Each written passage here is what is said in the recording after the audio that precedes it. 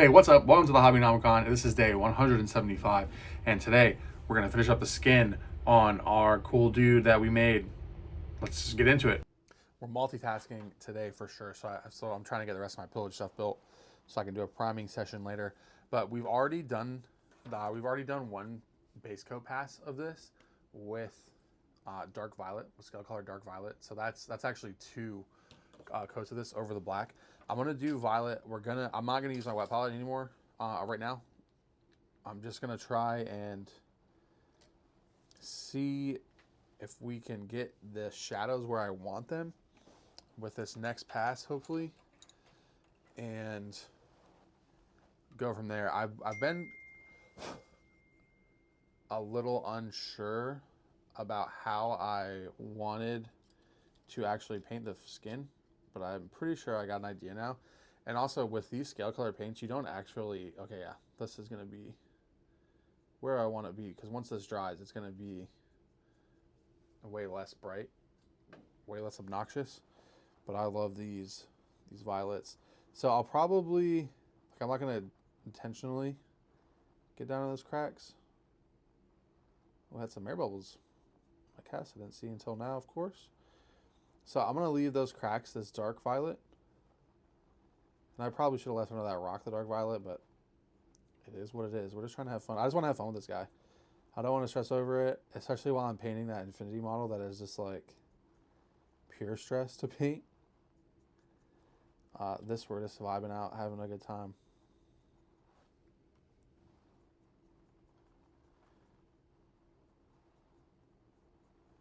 So we're just layering.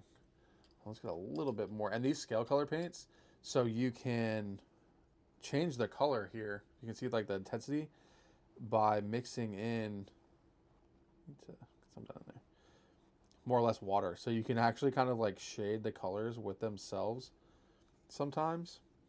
And there's just a lot of cool things because they just have so much pigment. They're such high quality paints. It really opens up a whole new world of options and things that you can do with them. They're pretty cool like that. Just gonna get all the toes. I'm gonna leave the cracks in between the toes, the old purple.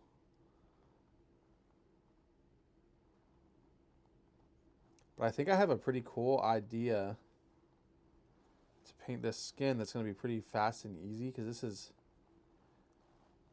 pretty much a palette cleanser. Like I'm gonna submit him to that competition, but my goal is just to submit things, as many things as I can. I mean, I want to try my hardest still, but not necessarily going for like painting this, putting several hundred hours into painting this, I want to see what kind of cool effects I can get. So again, staying out of the super dark areas now. All right, so here we are. This is our violet. Some of it's still drying, and really the only tricky thing, I did a little bit of glazing on the belly, so it wasn't like a direct layer, and it's still a little wet. But you can see like on the legs and on the arms how there's still a very distinct line, and on the back too. But on the belly, because so much of the belly is going to draw the attention, I just put a little bit extra time on that and glazed it. And to do that, I just see it's pretty wet right here. I'm just coming up from the shadows and bringing it in, and I don't want to overwork it. So that's that. We're gonna let this dry. Let this dry pretty well. So now we're gonna paint like the white spots. And maybe a little bit of glazing right there. A little bit more. Bloop, bloop, bloop. That's simple. Get a little bit more on the chin just to brighten this up. Just want to hit the raised edges there, because we definitely.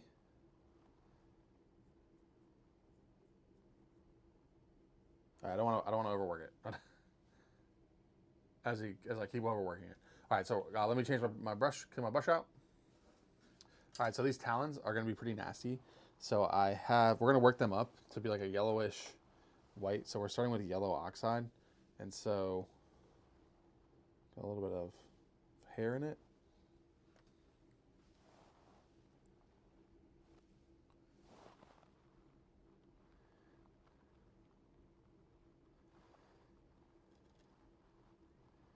And I'm just coming in straight. I'm going to leave that black in between the two hooves. think that's what these are.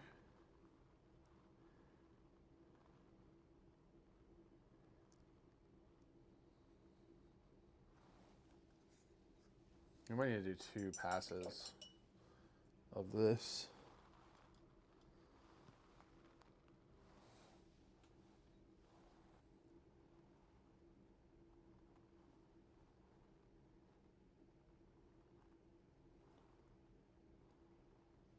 I've been looking forward to painting these toenails since I sculpted them. So again, same brown as the talons. Or the hooves, I guess. And just very straightforward.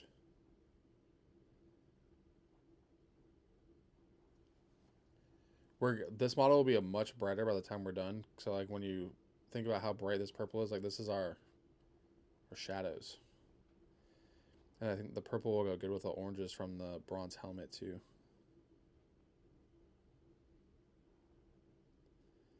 So just being careful here not to get it on the purple where we don't want it.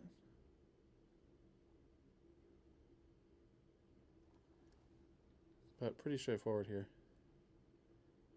Nothing too crazy. All right, there we go. I gotta figure out the chains too. I don't know how I'm gonna do the chains, what color, if they're gonna be like rusted or whatever. And I think I'm gonna, for the crystal, I think I'm gonna do like a gloss black with browns on it. I guess I could start painting some of the browns now, but I think this is probably too bright of a base coat. And definitely not the right brush. All right, so now we definitely gotta let them dry. Maybe one more. Let me water this down a little bit. Because we have to think about how like the judging on this is going to be photos only, so we want to have high contrast, high visibility, high delineations between our colors. All right, so we're going to let them sit for a little bit. Got to get some work done. Okay, here we go. I've been glazing just a little bit on the neck and the shoulders, and now I'm working down the back and the leg. And this is just with straight violet from Scale Color. So a little bit of water, or a lot of water. Probably 50-50 at this point, just a normal glaze consistency. And I'm focusing on the highlighted spots. And it is crazy bright here, but it's really not. Once it dries, there's really not too big of a difference here. And I'm just hitting the high points, do this around the whole model. And now it's time to jam out. And you can see he's dry there. So that violet really wasn't too crazy, but it is about to get crazy. I wanted to show you the consistency here. And I thought it looked good, but it's actually a little bit too wet. As you're going to see, we are really about to mess our model up. I don't know if it was just a sign or what, but the mic cut out here, so I'm doing the voiceover again. But if you could have heard me when I first touched this paint to the shoulder pad, I would have had to have edited it all out anyway. But so this is way, the problem here, I wanted it to be bright like this, but the problem is it's too bright, it's too wet, and it makes that like chalky effect. So here I panicked for a second, and then I was like, you know what, we're going to lean into it. I'm going to glaze them just like I'd planned on glazing, and we're just going to really kick it up a notch. I'd planned on a few more steps before I took it this bright.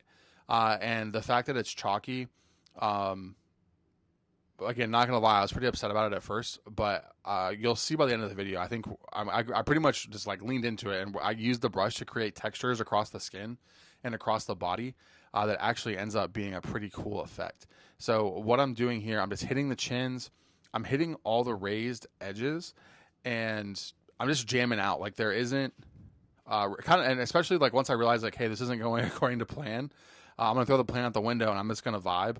So I've got a pink here. I've got that very warm white, and I've got the purple, the violet or purple. I think it's purple. Yeah, I think this is purple. This is a step above, a step darker. This is our midtone. And I'm just mixing this on the wet palette. And this is the benefit of a wet palette, and really the benefit of these Scale Color paints is you can really treat them like oils. And this is what I was talking about before, where I did the base coat with them. I was just glazing with them. And now I'm going to glaze, I'm going to wet blend, and I'm going to layer paint kind of all at the same time, just using different consistencies and the different shades. So right here, just a quick and dirty wet blend, I'm mixing in a midtone on the, on the palette. Once I get going, I kind of really abuse my palettes. So I have a dark tone and then a highlight and then a midtone in the middle. And again, I'm just vibing. So now my goal here is to go back and fix the chalkiness of that initial layer, because what's happened now is my paints have thickened up, both from just, they've been on my palette for probably about 20 minutes now. So, and I have a heater going, so they've thickened up just from drying, and also there's more paint to water ratio in it. So now I can go back, and this is kind of the stage I'm at here is what I wanted to start with, where it's just a normal glaze. But because we have all of the chalkiness and the textures underneath it, that's going to come through. So you'll see I'm using this wide, pretty janky brush, honestly, to create more textures across the skin tones. And I'm about to zoom in so you can really see what I'm talking about. But it's all just, if you can layer paint, you can do this. Especially, this is really the benefit of these high pigmentation paints. And I just did a jump cut there. I didn't do, like, this is what it looks like when it's dry. I didn't do a ton of extra layering, but it's just me jamming out, doing exactly what you're seeing here over and over again. On the belly especially, I did a lot of wet blending, which you'll kind of see. And it's not, like, don't be intimidated by it, because you can see, like, how haphazard I'm doing here. And it really just comes down to how good this is definitely because the paints are good, not because I'm good. And again, this is definitely a very stylized paint. And here's that wet blending I was talking about. So I'm coming in a very bright pink, hitting the tops. And this will all also be nowhere near this bright when it dries. Like, I'm looking at the finished model right now, and it looks nothing like it does on camera right now. Or not finished. I'm going to finish up tomorrow. But I'm looking at the dried model, and it looks nothing like what you're seeing on camera. And you'll see towards the end of the video, too, of how it actually looks. So when you're painting like this, you really got to push it to, like, full send it to 11, have dark shadows, bright highlights, because when paint dries, it's all going to come back down. And I'm just having fun with it. I like the art. I think that Crom does the art in Hobgoblin, and kind of channeling him without really intentionally doing so. And I don't even know if that's accurate. It kind of feels like it. Maybe really in my head I was thinking of that, but I didn't have, like, any references or anything like that. I was just vibing. I let the paints do the talking, and I just keep working up. At this point, you can really see here. I finally zoom in so you can see. I am letting those brush strokes build up texture and highlights on the skin. So this is almost kind of like kind of the way that Richard Gray approaches non-metal metallics in the very early stage, how it's a series of just brush scratches on the surface, and then I'll glaze back over top of it to establish a real, actual, like, skin tone, so it doesn't look like obvious brush strokes. So up and under here, I'm just throwing some paint in and then blending it back out. Really, this is kind of a review of how good these Scale 75 paints hold up, because I'm abusing the shit out of them on this wet palette. And now this is hopefully where the magic's going to come in. So I've put a ton more water on the wet palette. I've pretty much mixed my midtone in completely into that mess I had. And now I am using this glaze to glaze over everything. So I'm using the left half of that puddle is going to go in the shadows, and the right half is the highlight that I'm putting in the slightly lighter places. But for the most part, I am just slamming this model now, because this is like a true glaze. It's probably 50% paint, 50% water, maybe a little bit more water. It's not as juicy as the original glaze that messed me up and led me down this path in the first place, but it's easy to fix, because just by doing this glaze, it's going to bring all of it back down. It's going to unify all of those scratchy brush strokes. It's going to make them look like intentional skin texture, but it is going to keep our very, like, painterly, cartoony, creepy looking kind of thing. Like, is cartoon grimdark a thing? Grimtoon? Cardark? Kark? Grimkark? I don't know. But again, I'm covering everything. Like, if it's darker, I'm putting in some of the darker side. Like, you'll see here, like, I'm grabbing the darkness, putting it on the butt cheeks, and then bringing it over through to the stomach. And now I'm grabbing that pink and just wet blending it in vibing out, like treating these paints like they're oil paints. And this is 300% speed right here, just to get us through it. I know we're getting a pretty long video here at this point, but I felt like it was important to show how, like, honestly kind of haphazard I'm doing this, and I'm truly just vibing out, guys. I'm just having a good time painting a model. I'm not overthinking it. I'm not stressing myself out. I've been doing that on the Infinity models. I'm just having fun here. If it's janky, if it's ugly, that's kind of the point with this guy anyway. But I think it's actually, like, this effect we've achieved is really cool. It's a lot of fun going back and forth. And here the paint is starting to dry now, so you can see it as it dries, it gets darker. So now I'm coming in. This is the purple mixed in with that very warm white, and I've got a normal brush now. I think this is a 0. Yeah, this is my Sable 00. Is it? Let me look at it. It's on my desk. Professionalism. This is a 1 actually. So now I'm coming in. Not really, I guess kind of edge highlighting, but not really, because everything's so rounded. But I'm coming in, I'm stippling the nipples, got to stip the nips. I'm putting a very thin line down these arms and onto the hands. And again, it looks crazy here because all the paint's wet, but it's all going to dry down to being a more reasonable, like, I want to take it here. Like, I want to take it up to this bright in certain spots. But once it dries, and I think probably the video tomorrow will be a better idea of what it looks like, because I don't know, it's just darkens as it dries. I don't know how many times I'm going to say that in the video, but I just wanted to show and capture the full workflow to get to this point. One, because I messed up, and I think it's important showing, like, man, I totally wrecked this model with that first glaze, and just by, like, going through it and coming out the other side of it, it looks pretty gnarly, which, again, that's what I was going for.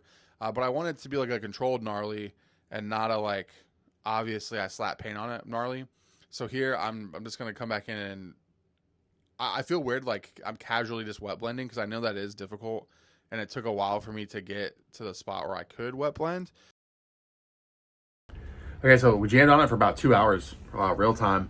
So I'm not quite done, but made a lot of progress. This was a lot of fun. It's not the direction I intended to go in when I started painting, but it turned out, I think it's gonna be pretty cool by the time we get to the end of it. I want to come back in, probably do like a little bit more glazes, because some of it, I'm worried the contrast, like, it looks like we layered it too much. There's a little bit too much of a gap in the lowest lows and the highest highs. So I think we got to put a little bit more midtones in there. And I want to take a couple of spots to, like, squid pink, like very pink, just to make it look super ridiculous. But I like how the skin is, like, almost like a cartoon style. So I don't know, I'm really liking it. Let's get some good pictures of him, and I'll see you tomorrow. Thanks for watching.